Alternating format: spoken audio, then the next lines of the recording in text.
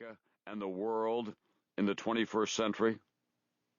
And so the response to the greatest generation has been not only a pleasant surprise, but also deeply gratifying in ways I could never have predicted.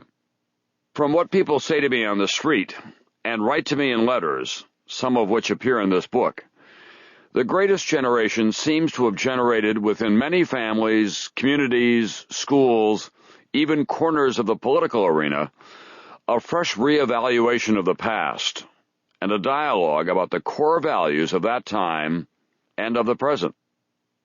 Children and grandchildren of the greatest generation are telling me they now understand the values reflected in the lives of the people they know from the World War II generation, values which to many may have seemed a little tiresome in these more permissive times, the older generation's straight-laced code of conduct and discipline, their frugality and their expectation that once the teenage years were over, the serious grown-up years would begin.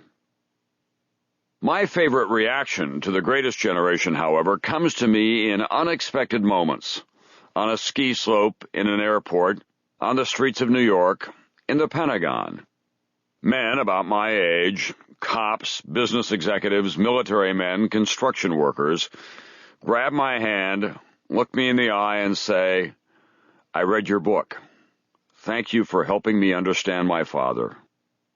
Then they turn and walk away.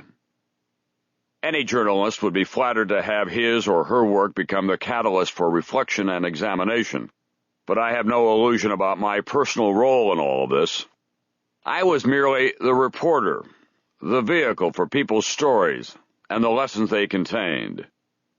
So many of the veterans said to me of their service during the war, "It was an honor." I feel in turn, it was an honor to have written about the people in that book.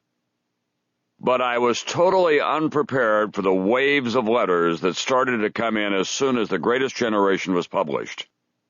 Members of The Greatest Generation and their children wrote moving stories to me about heroism and values, friendships, pain, experiences of these times, and of the effect of the book, its memories of the Depression and World War II, had on their lives today.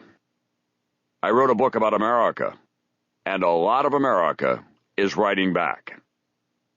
The letters, many of them written in firm Palmer penmanship on flowered stationery, gave me new insights into those difficult times. Members of the greatest generation, who still believe in the old-fashioned virtues of personal correspondence and personal testimony, could draw on letters that they had written back then, or letters written to them from the front lines, or from families to their loved ones in harm's way in distant places.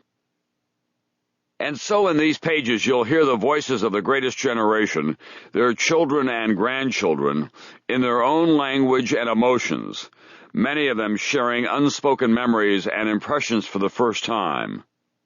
You'll also hear how a renewed interest in the World War II years has prompted succeeding generations to re-examine their own lives and values with a fresh perspective. Most of the material in The Greatest Generation Speaks arrived unsolicited.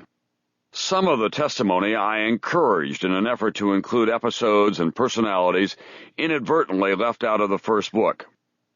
Even so, I know there remains a rich repository of other memories. One of the enduring and fundamental lessons of history, too often ignored, is that if we ignore the past, we cannot adequately prepare for the future. As we listen to these quiet voices of a generation that speak to us of duty and honor, sacrifice and accomplishment, I hope that more of their stories will be preserved and cherished as reminders of all that we owe them and all that we can learn from them. Chapter 1. War Stories. Recently, I read again Erich Maria Remarque's classic war novel, All Quiet on the Western Front. It is a German soldier's reflection on the terror, cruelty, and absurdity of combat during World War I, yet the themes perfectly match what American veterans wrote in their personal accounts of life at the front during World War II. Those memoirs, many of them self-published or simply bound manuscripts, add add to the rich body of literature. To keep listening to this audiobook, I've left you a link in the description so you can do it at no cost thanks to Audible's 30-day free trial.